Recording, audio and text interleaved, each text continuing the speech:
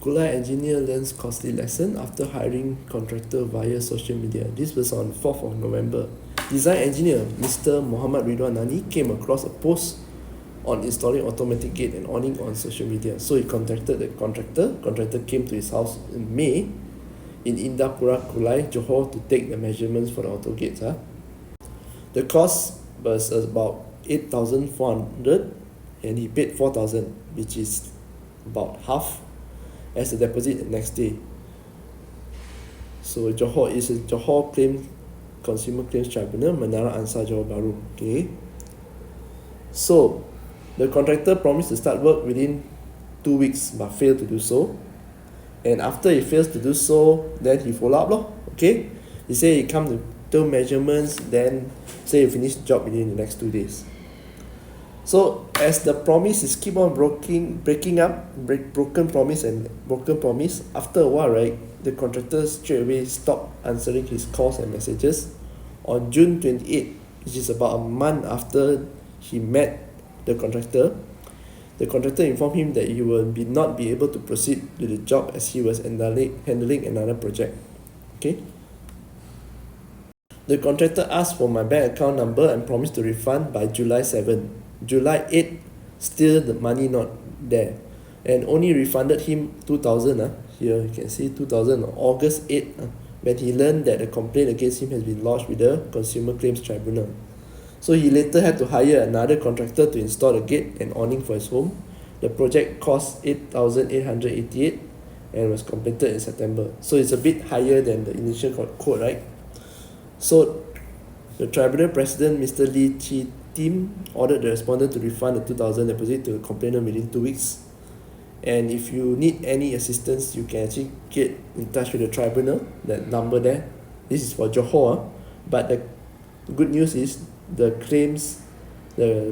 filing can be done anywhere in Malaysia. Okay, you don't have to be in Johor for Johor cases. You can be in KL, but your case is in Johor, you can file in KL. Okay? File a consumer claim. This is the tribunal for Consumer Claims Tribunal under the Ministry of Trade and Domestic Affairs. So the office is in Putrajaya. Okay? Here's how you can file a claim. It's so cheap, $5 only, and you can actually do it online as well. Don't even need to go to the Consumer Claims Tribunal office. Here's the jurisdiction of the tribunal. The claim must not exceed 50,000. Okay, and the incident must be within 3 years. 3 years. The claim must be 3 years from the incident date. So remember, the tribunal cannot handle things that is criminal. The criminal cases cannot handle anything more than 50,000. Also cannot. Okay, so it's actually suitable for a lot of contractors contractor work that we do.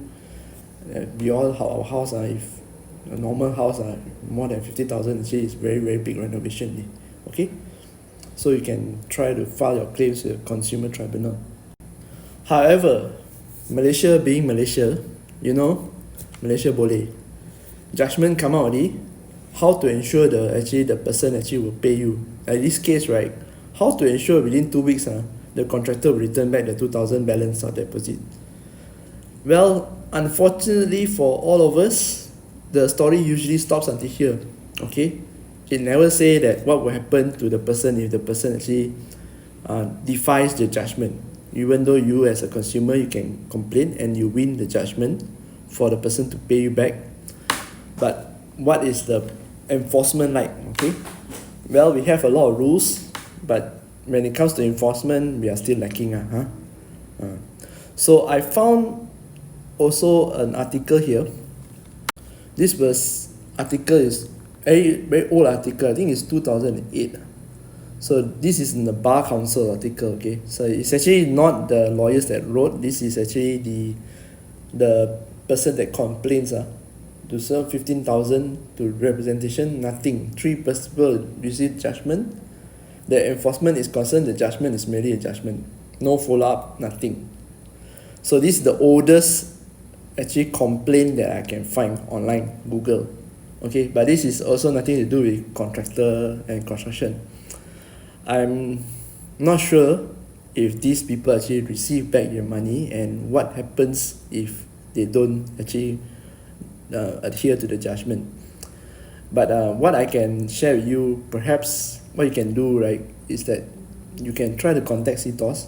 I said try because I did that, and they told me if you want to actually file in a CTOS complaint, you must be a business entity. Business entity to business entity. I don't know about this judgment. This judgment, I think you can actually tell the CTOS that you have a judgment and see what they can do. Okay? And they might charge you payment to actually put the person's name under CTOS blacklist. Then what happened is that the person cannot even take loan for anything, cannot apply for any loan, including a credit card. Okay? Because once the bank open this and see, and that's it. But I'm not sure whether it can be done. You can try, or someone who has this experience, right? You might want to try, because collecting money, frankly speaking, is the hardest part of it actually. Sometimes, right, these contractors, they go around scamming so many people. They collect deposit and from so many people. So they don't care one. They collect like what, 100,000. Then you want to sue me for 4,000. Go ahead. I just disappear. I don't actually no need to adhere to the judgment. What will happen to me? Nothing. What? I just declare bankrupt. So that is usually the case that we hear, unfortunately. So I think at the end of the day, prevention is better than cure. So make sure you have the steps in place to vet your contractors, whether it's as big or small. Make sure you have the steps to vet the contractors, because when it comes to this kind of small job, let's just now this job is less than 10,000. There's no agreement one. Okay, so protect yourself. Try to get the protection mechanism in place and the precaution steps in place. We'll talk about it in a future video, but for now, I just want to share with you that there's an avenue for those who actually in this predicament, facing this problem. There is an avenue for you to complain.